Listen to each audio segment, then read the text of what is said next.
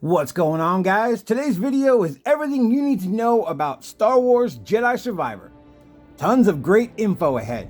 Stay tuned.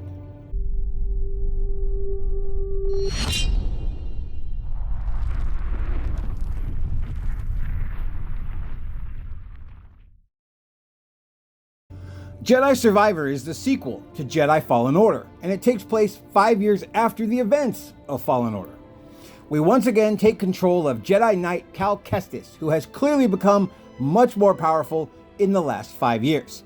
The devs stated that they wanted you to feel the increase in power right from the start as you play, and it starts you off with most of the abilities you had in Fallen Order, including 3 different saber stances. But more on that later. The Mantis and her crew are back. Grease, Ser, and Marin are all back, as well as Cal's faithful droid companion, BD-1. We of course see a few new faces, such as Bode, and Respawn has given your companions a little more of a bigger role in this game, with the ability to join you in combat. You can order them to assist you in special co-op attacks, which are of course unique to whomever you have with you at the time. Jedi Survivor has a much more flushed out combat system. This time around there are 5 different combat stances, single saber and dual bladed, just like they were in the first game, but also a full-blown dual wield stance, a crossguard heavy saber stance for a more brute tank style, and a brand new blaster style which will allow Cal to attack from afar. Each of these stances has their own skill trees with around 8 to 10 skills shown during the early build. The single saber and dual bladed are pretty much the same as they were before, though they do have some new abilities added to their trees. The dual wield sabers is a very fast and wild stance that deals high damage at the expense of defense. It also has abilities that allows you to close in or dart away from combat, which allows for really nice and intense fast-paced combat action. The crossguard saber is more like a great sword or heavy weapon that deals insane damage at the expense of speed. The final stance involves the blaster and is confirmed to be a blaster saber combo, which would imply a more ranged or even balanced style.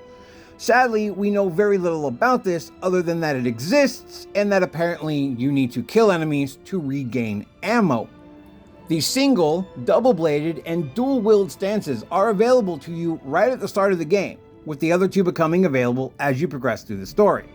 Note that you can only have 2 saber stances active at a time. You can freely swap back and forth between those 2, but you'll have to change your loadout at a meditation point to access the others. The skill system works very similar to how it did before. Keep in mind that all of this is in addition to what you already have, since, as I said before, most of the skills you had in Fallen Order you start with in Survivor. So just imagine how much more deep this combat system is now.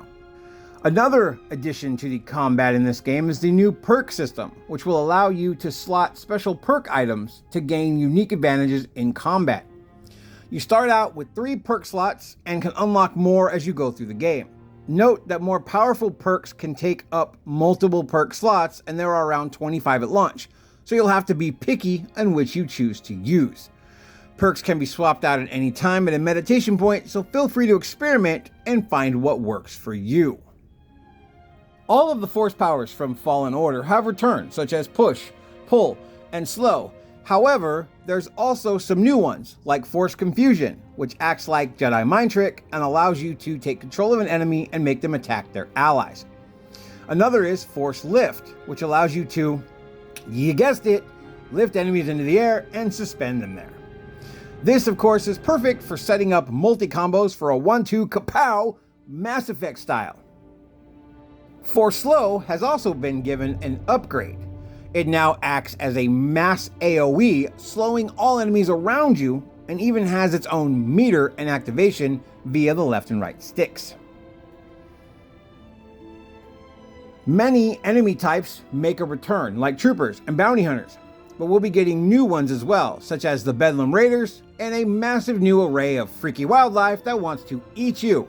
Take advantage of the new dismemberment system for some of these more, shall we say, handsy ones,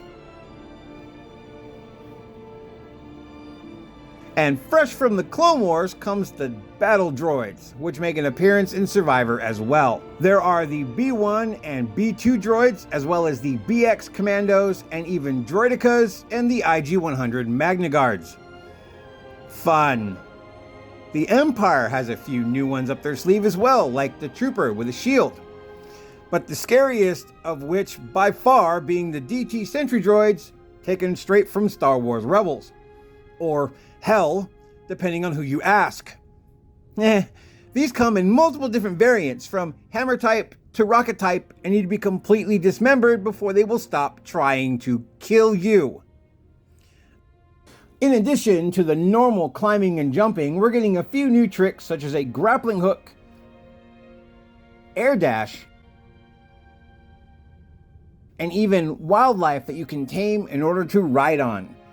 Both ground mounts and flying mounts are in the game. The ground mount, called the Neko, can be used as an extra boost to your jump, which will allow you to get to really high areas.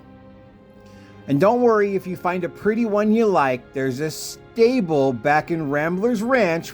Get to that in a minute. Respawn has also added a fast travel. Yay!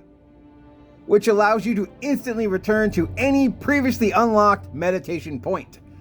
Many of the locations feature a much more open world vibe this time around, so fast travel is an absolute must.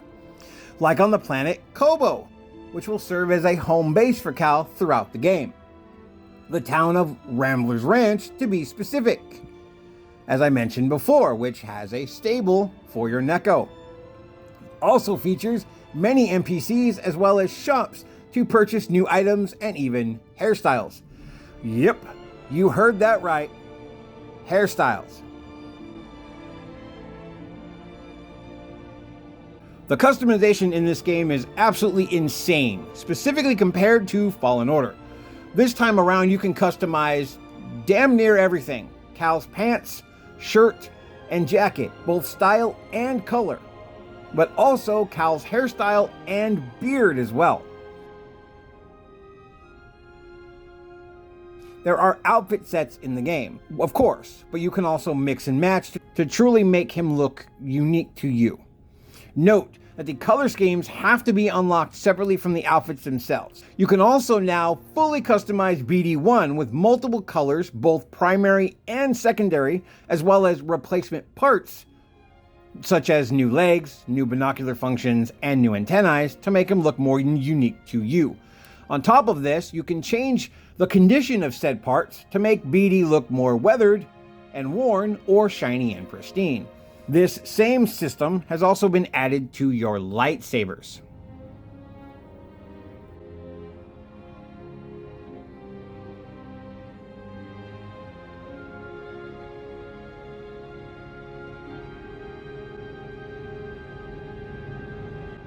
You can talk to NPCs and unlock discoveries on the map, such as points of interest, the location of certain wildlife, specific plant life, etc.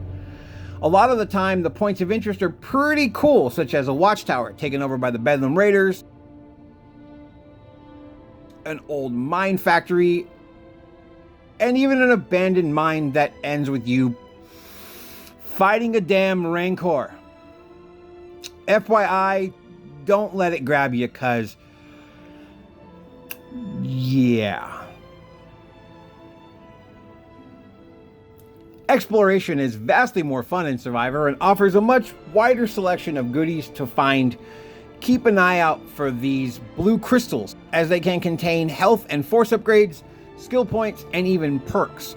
Also watch out for scavenger droids, as you'll want to collect as many priorite shards as you can. Keep in mind that if these droids see you, they will run and even burrow into the ground, and you will miss a chance to collect their shards. The priorite shards can be used as currency back in Rambler's Ranch to buy various goodies from Doma. You can also collect plant seeds and start your own garden, which will open up new interactions and dialogue with the people living in the settlement. The puzzle system from the first game is back for the most part, but it's been greatly expanded upon, including new forced meditation chambers, which will test your force powers like never before. Note that besides the first one, these are completely optional, though the rewards are likely to be amazing, so I'd recommend not skipping them. I mean, the first one they make you do gives you a perk, so I'm gonna guess a lot of them do. Star Wars Jedi Survivor is a current gen title only and releases on April 28, 2023 for the PlayStation 5, Xbox Series X, and PC. If you have any questions, please feel free to drop them in the comments below. I'd love to hear from you. As always, thank you for watching, and I will catch you next time. Later.